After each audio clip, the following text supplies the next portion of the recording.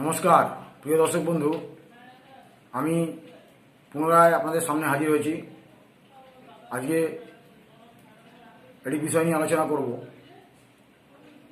আমাদের এরকম অনেক সময় মনে হয় ছেলেদের ক্ষেত্রে কিংবা মেয়েদের ক্ষেত্রে, যখন কোনো মেয়েকে কোনো একটা ছেলে দেখে তখন তার মনে হয় যেন এই মেয়েটাকেই আমি খুঁজছিলাম, এই এরকম ধরনের মেয়ে আমি খুঁজছিলাম, এই মেয়েকেই আমি খুঁজছিলাম এতদিন ধরে, একেই আমি বিয়ে করবো। আবার মেয়েদের ক্ষেত্রেও এরকম, মেয়েদের ক্ষেত্রেও মনে হয় কোনো ছেলেকে দেখে যে এই ছেলেকেই আমি খুঁজছিলাম, একেই আমি জীবনসাথী হিসাবে পেতে চাই।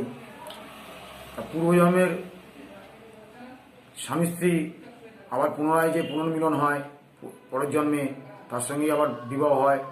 জন্মকুণ্ডলিতে কী এমন গ্রহের পজিশন থাকলে আমরা বুঝতে পারবো যে এই ব্যক্তি, এরা দুজনে এই স্বামী স্ত্রী পূর্বজন্ম স্বামী স্ত্রী ছিল। তা আসুন আমরা দেখি যে কীভাবে জানতে পারবো। জন্মকুণ্ডলিতে যদি দেখা যায়, জাতক বা জাতিকার কোনো কুণ্ডলিতে যদি দেখা যায় শুক্র আর মঙ্গল একসঙ্গে যুক্ত অবস্থায় অবস্থান করেছে, মঙ্গল আর শুক্র যদি যুক্ত হয়ে থাকে, কিংবা মঙ্গল আর শুক্রের মধ্যে যদি ত্রিকোণ সম্বন্ধ হয়, মানে মঙ্গল যে রাশিতে অবস্থান করছে, শুক্র ঠিক তার কোণে অবস্থান করছে, ত্রিকোণ অবস্থায়, মানে পঞ্চম কিংবা নবম স্থানে অবস্থান করছে। মানে বলতে চাইছি, শুক্র যে ঘরে অবস্থান করবে সেই ঘর থেকে গুণে দেখতে হবে মঙ্গল যদি পঞ্চমে কিংবা নবমে অবস্থান করে। আবার আপনি উল্টোও ধরতে পারেন, মঙ্গল যে ঘরে অবস্থান করছে সেখান থেকে যদি শুক্র হয়, কিংবা শুক্র যেখানে অবস্থান করছে সেখান থেকে মঙ্গল যদি পঞ্চমে কিংবা নবমে অবস্থান করে, কিংবা যদি ক্ষেত্র বিনিময় করে, মানে মঙ্গলের ঘরে শুক্র এবং শুক্রের ঘরে মঙ্গল অবস্থান করে, তবে এই যোগের সৃষ্টি হয়। তবে এখানে আরেকটি কথা বলতে হবে, সেটি হলো আমাদের কালপুরুষ কুণ্ডলী অনুযায়ী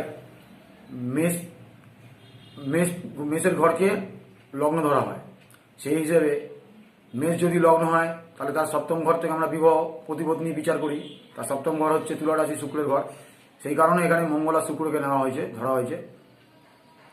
এছাড়া যদি দেখা যায় এই মঙ্গল আর শুক্রের যে যোগের সৃষ্টি করেছে, তার সঙ্গে যদি দেখা যায় যে জাতকের যে লগ্ন, বর্তমান জন্মে যে লগ্ন হয়েছে, সেই লগ্নপতি, লগ্নের মালিক এবং সপ্তম ঘরের মালিক যদি এই একই রকমভাবে কোনো রাশিতে যুক্ত হয়েছে একসাথে, কিংবা এরকম ত্রিকোণ সম্বন্ধ সৃষ্টি করেছে, কিংবা এরকম ক্ষেত্র বিনিময় সম্বন্ধ সৃষ্টি করেছে, তাহলে বুঝতে হবে যে এরা পূর্বজন্ম এরা স্বামী স্ত্রী ছিল এবং বর্তমান জন্মে আবার স্বামী স্ত্রী হয়ে পুনরায় পুনর্মিলন হয়েছে। আমরা এরকম প্রায় শুনি যে বিধাতা নাকি লিখে দিয়ে থাকে, যার যেখানে বিয়ে হওয়ার তার সঙ্গে সেখানেই হয়, সেই ছেলের সাথেই হয়। আবার এরকমও শুনি যে জন্ম নাকি পূর্বজন্মের স্ত্রীও আবার ফিরে আসে, বা পূর্বজন্মের স্বামী আবার আমরা ফিরে পাই, এরকম পুনর্মিলন হয়। তার জন্মকুণ্ডলী থেকে আমরা এরকম যোগ সৃষ্টি হলে তবে বুঝতে পারি। নমস্কার, এই ছিল আজকে আমার আলোচনা। এরপরে একদিন এই ধরনের কোনো ভিডিও নিয়ে আবার হাজির হব।